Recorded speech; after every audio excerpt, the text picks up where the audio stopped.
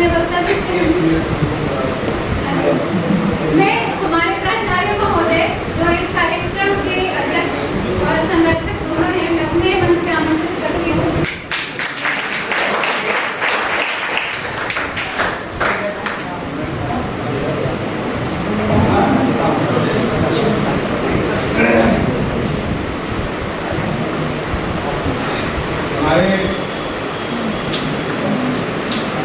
आज की संगोष्ठी के विषय निर्धारण करने में जिनकी महत्वपूर्ण भूमिका है और इस विषय के जो अधिकारी विद्वान भी हैं और जिन्होंने जब यह विषय चयनित किया था उससे पहले हम लोग थोड़ा सा इस विषय का स्वरूप दूसरा रखा था।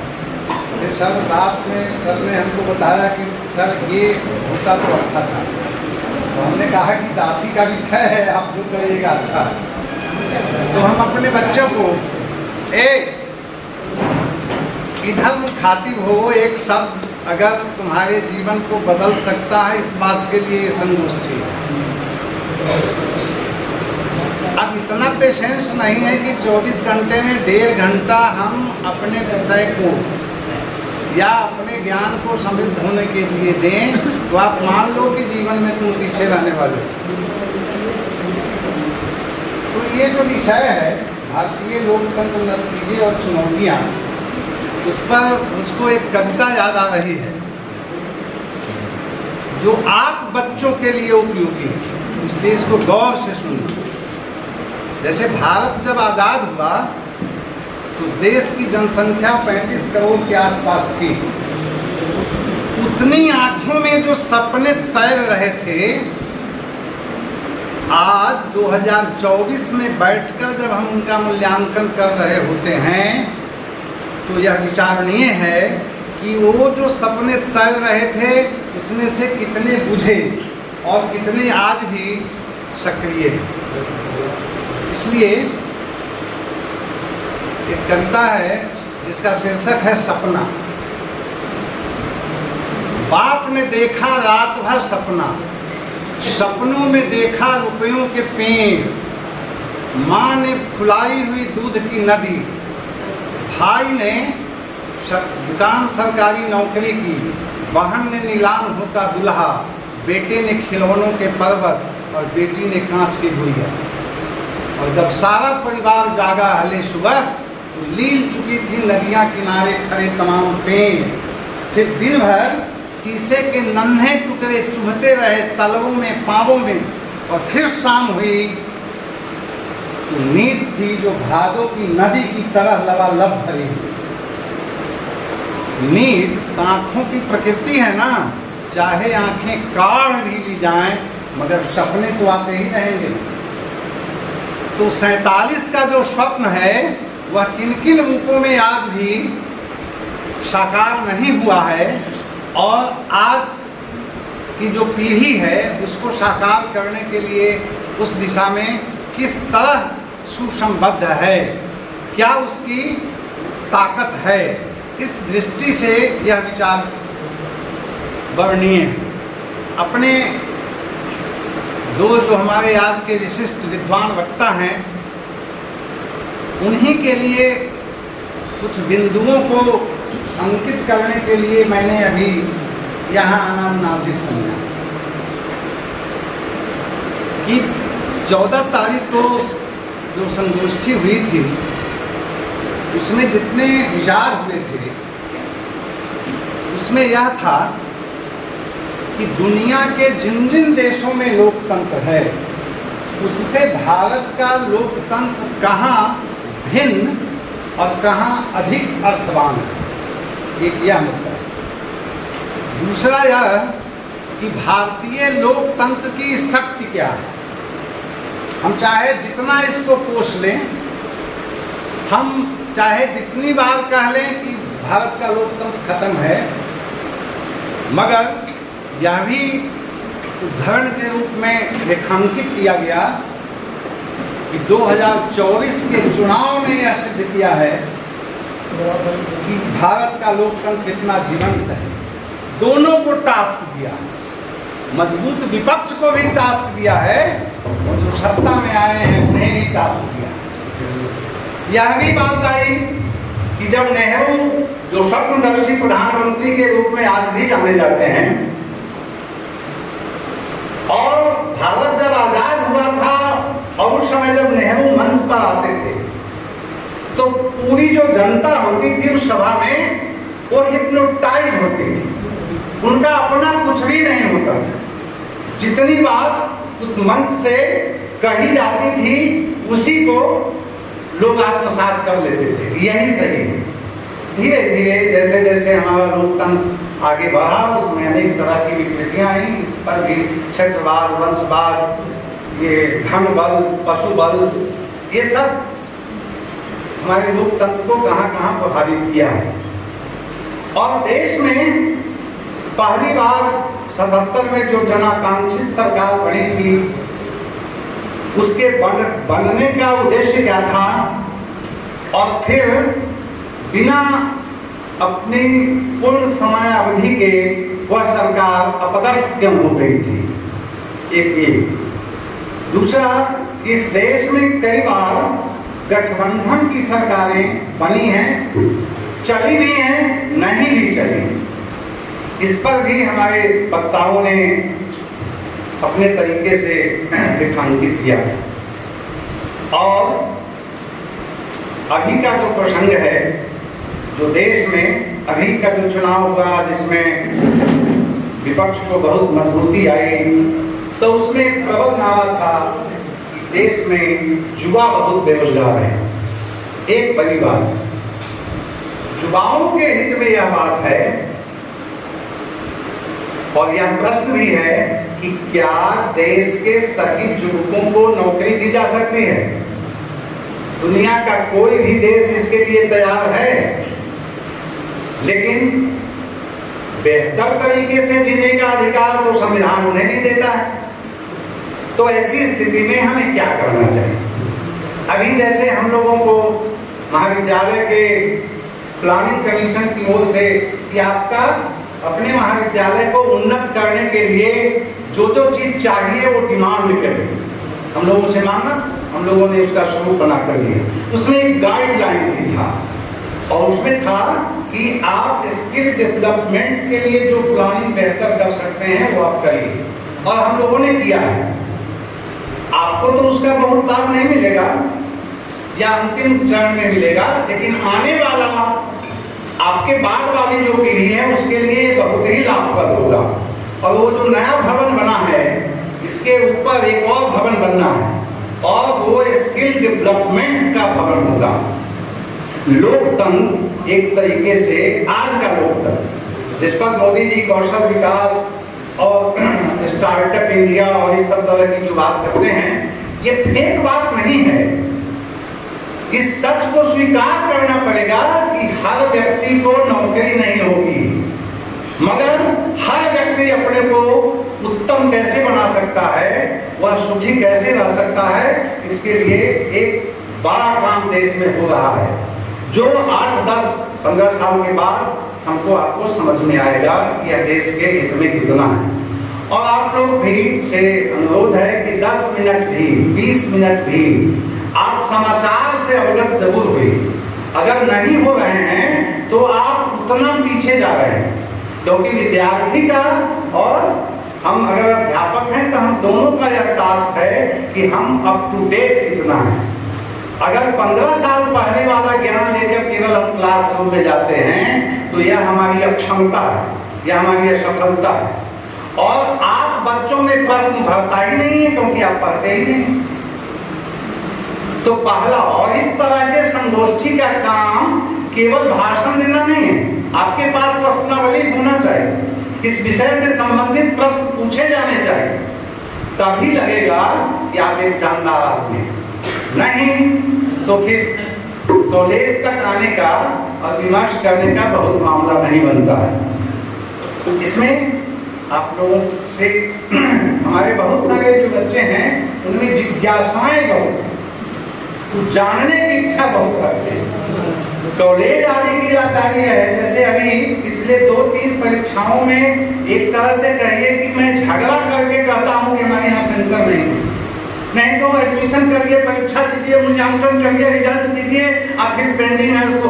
इसी में समूचा कॉलेज निमग्न रहता है, क्योंकि हमको मानव बल कम है, हमको पर्याप्त शिक्षक नहीं है, हमको पर्याप्त कर्मचारी नहीं है, तो शिक्षक के काम में भी कर्मचारी को लगना पड़ता है। तो इस बार जो कुलपति जी आए थे, उन्होंने पिछली बार कहा, जब हमारा वहाँ नाम काटने की बात हुई तो हुआ कि लिस्ट बन गया, बिना VC से नहीं होगा। तो कुलपति जी ने कहा डॉक्टर साहब को भी फोन लगाइए, क्या दिक्कत है प्रिंसिपल साहब, क्या नहीं सेंटर लेना चाहते हैं? हम कहे कि मेरा सर SSI अप्रूव्ड है और हमारे कॉलेज का नैक होना है।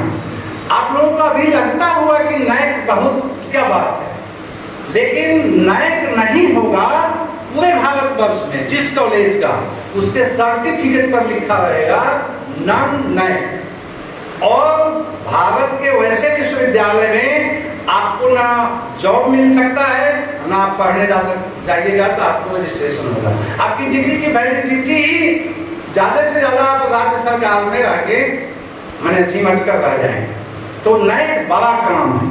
और हमने अपने शिक्षकों को भी कहा है, आप तक भी बात जाती होगी, वो जो टीम आएगी उसमें 5 सदस्य कम से कम होते हैं, जिसमें 3 वाइस चांसलर होते हैं अलग अलग यूनिवर्सिटी। हम लोगों से मिलेंगे, फिर अलग अलग शिक्षकों से मिलेंगे, ये सब तो देखेंगे ही। आप बच्चों से अलग अलग मिलेंगे और आपके लिए भी प्रश्नावली होगी, आपसे भी पूछे जाएंगे। तो हमारा केवल यह कहना है कि सारा जो ग्रेडेशन होगा वो आप पर निर्भर करता है। हम बहुत भवन बना देंगे, इससे बहुत पॉइंट नहीं मिलेगा।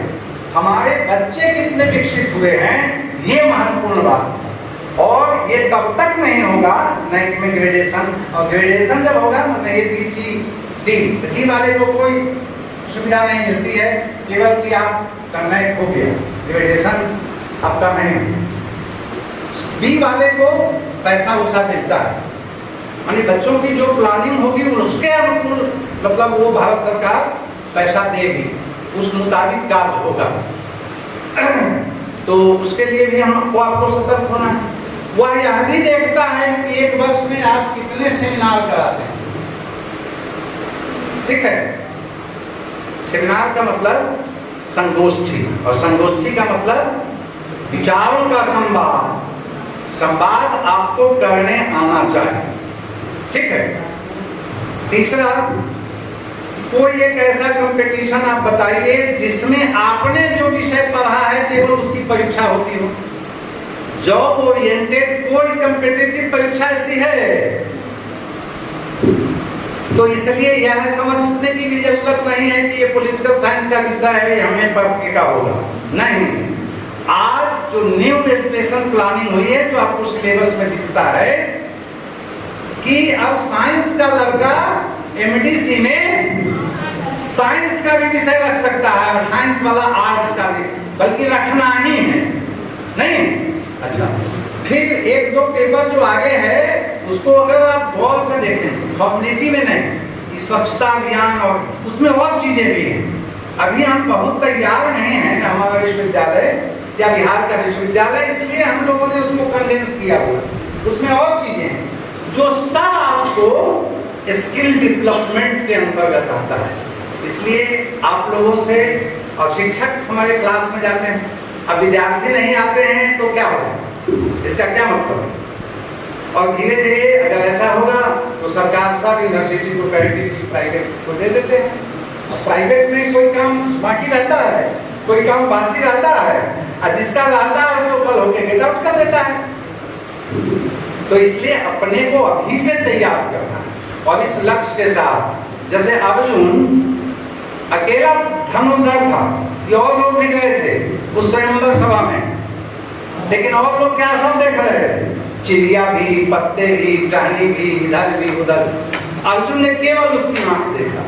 तो विद्यार्थी का एक धर्म केवल यह है कि हमको ये होना है, और एक ही व्यक्ति अगर इस परीक्षा में चयनित होगा तो मुझे ही होना है। और इस लक्ष्य के साथ जब आप सक्रिय हैं, जो अवसर आपको मिला है, बल्कि एक अध्ययन निबंध हम लोग पढ़ाते हैं मैडम, उस अध्ययन निबंध में है कि भारत विकासशील देश है, सबको पर्याप्त सुविधाएं नहीं है, सब जगह शिक्षक नहीं हैं, और उसमें ढेर सारे उदाहरण बताए गए हैं कि बिना संसाधन के भी, और उसमें ईश्वर चंद्र विद्यासागर जैसे लोगों का नाम आता है कि उनको संसाधन नहीं था, रोशनी नहीं थी, तो रात में चौराहे पर जो सड़क पर बॉल जलता है इसमें भी पढ़ के और ऐतिहासिक पुरुष हो गए। तो इस ख्याल से भी संसाधन आवश्यक है, मगर संसाधन ही सब कुछ है ऐसा नहीं है। आपके भी अच्छा, ईश्वर ने मेधा शक्ति सबको दी है, इसीलिए आप आए हैं, नहीं तो दूसरे प्राणी में आपका जन्म हुआ होता। आप मनुष्य इसलिए बने हो क्योंकि आप में वो चीज है। और क्या चीज है? वो चीज क्या है? वो चीज है जिस गुणों का विकास करके मनुष्य देवता बन जाता है। और उसी का विकास नहीं करिएगा तो आप दानव की ओर भी खिसक जाएंगे। नहीं, तो उन गुणों का विकास जब हम करते हैं तो हम देवता की सीमा में भी पहुंच जाते हैं। और इस पहुंचने के लिए क्या करना है? कोई भी क्षण जाया नहीं होने देना है। हमको 1 घंटा का की संगोष्ठी का लाभ मिला, हमको 1 घंटा ही, कोई विद्वान, आजकल तो सब कुछ गूगल पर है ना, लेकिन उस पर सब कुछ नहीं देखना है। आपके काम की चीज क्या है, इसका विवेक आपको अर्जित करना है। और उससे देखिए कि हमारे अंदर कल तक जितनी चीजें थी, जितने विचार थे, वो थोड़ा समृद्ध हुआ, थोड़ा उसमें इजाफा हुआ। अगर हुआ तो उसको कंडीशनल थ्योरी की तरह, मनोविज्ञान में एक थ्योरी है कंडीशनल, कि बच्चे को माँ जिस तरीके से दूध पिलाती है या जिस समय, धीरे धीरे उसका कंडीशन बन गया, उस समय में वो दूध मांगेगा ही। उसको बोलने नहीं आता है तो वो रो के मांगेगा, मगर वो मांगेगा। तो उस तरह अगर आपको लगता है कि ये समय 24 घंटे में हमारे पढ़ने का सबसे उत्तम समय है, उसमें आप उन तरह की चीजों को पढ़िए। अभी से बीए पास कर जाएंगे तब कंपटीशन में दे नहीं, आज से 1-2 ऐसी प्रतियोगिता, दर्पण जैसी जो पत्रिकाएं हैं उसको पढ़ने का अभ्यास डालिए। किताब में वो चीजें 10 साल बाद आती है, तब तक वो चीज बासी हो गई होती है, ठीक है। और हमारे जो 2 विशिष्ट वक्ता हैं, इन दोनों का 2 क्षेत्र है। मैडम दिल्ली विश्वविद्यालय से पढ़ी हैं, और दिल्ली क्या है? देश की राजधानी है। और ईमान के चला जाता है कि वहाँ सब कुछ जब हो जाता है तभी दूसरी जगह जाता है। तो मैडम का जो ज्ञान है, हाँ, थोड़ा सा मैडम अंग्रेजी नुमा मैंने बोलना ज़्यादा पसंद करती हैं, तो वो अच्छा भी है और अच्छी अंग्रेजी बोलती है। उससे आप लोगों को भी थोड़ा सीखना चाहिए बोलने का टोन कैसा हो। और हमारे जो वीरेंद्र बाबू हैं, तो मैंने कहा कि ये अनुभव सिद्ध प्राणी हैं इस विषय के। इन्होंने भारत के लोकतंत्र को करीब से देखा है। ये सक्रिय राजनीति में भी होते हैं, मगर उस गांव के सबसे उस व्यक्ति से मिलते हैं या उसको प्रमोट करते हैं जिसके लिए गांधी ने कभी कहा था कि सबसे कतार में जो दीनहीन, निरुपाय, असहाय व्यक्ति खड़ा है उसको महत्व देना वास्तव में भारतीय संविधान की मूल आत्मा है। वो अपना अनुभव भी साझा करेंगे और विषय उनका भी राजनीतिक ज्ञान रहा है। तो इन दोनों को आप लोग पूरे धैर्य से बिना आपस में संवाद किए हुए, यह भी एक साधना है, एकाग्रता एक साधना है। और ये जिस दिन आप में आ गया, आप दुनिया की कोई परीक्षा पास कर सकते हैं।